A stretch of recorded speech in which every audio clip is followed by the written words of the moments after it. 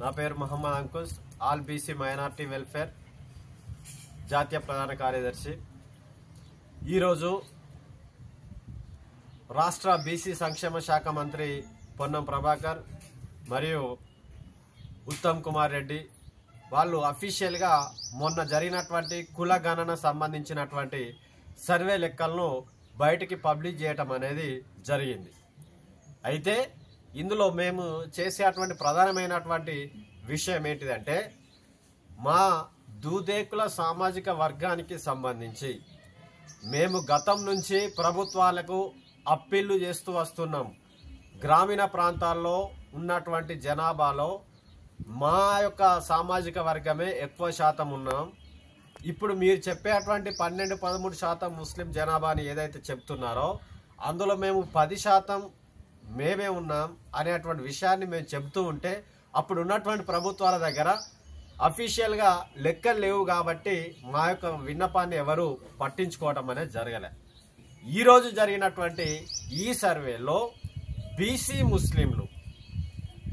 ముస్లింలు అంటే అందులో బీసీఏ బిఈ సంబంధించినటువంటి ముస్లిమ్స్ ఎవరైతే ఉన్నారో 10.8% ఇవ్వటం అనేది జరిగింది బీసీ లెక్కలలో.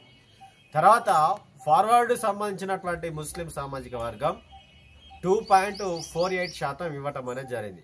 మొత్తాన్ని కలుపుకొని 12.48%గా మన తెలంగాణ రాష్ట్రంలో ముస్లింలు ఉన్నారని చెప్పడం జరుగుతుంది.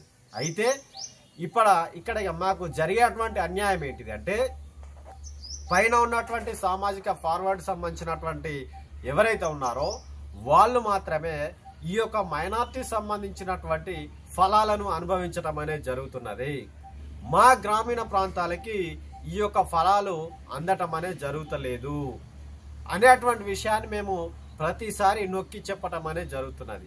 ఇప్పటికైనా ప్రభుత్వాలు గమనించి ఈ 10% ఉన్నటువంటి మొత్తం బీసీలు 56% అయితే అందులో 10% బీసీ ముస్లిమ్స్ ఎవరైతే ఉన్నారో ఈ దూదేకుల, నూరు భాష, మిగతా సంబంధించినటువంటి అత్తరు సాహెబులు కానివ్వండి, లేకపోతే మన గుడ్డెలు ఆడిచ్చేటువంటి వాళ్ళు కానివ్వండి, ఇంకా రకరకాల 10-12-13% ఉన్నారు వాళ్ళు.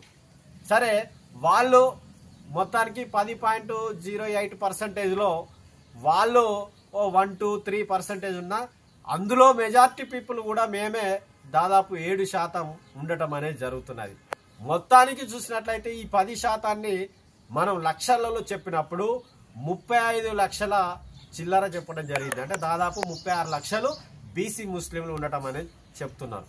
అందులో ఈ మిగతా సంబంధించినటువంటి ఏ తర్వాత ఈ సంబంధించినటువంటి వాళ్ళను ఒక 10-15 లక్షలు తీసేసినా కానీ 20 లక్షలు దూదేకుల సామాజిక వర్గానికి సంబంధించినటువంటి వాళ్ళు ఉండటం అనేది జరుగుతుంది.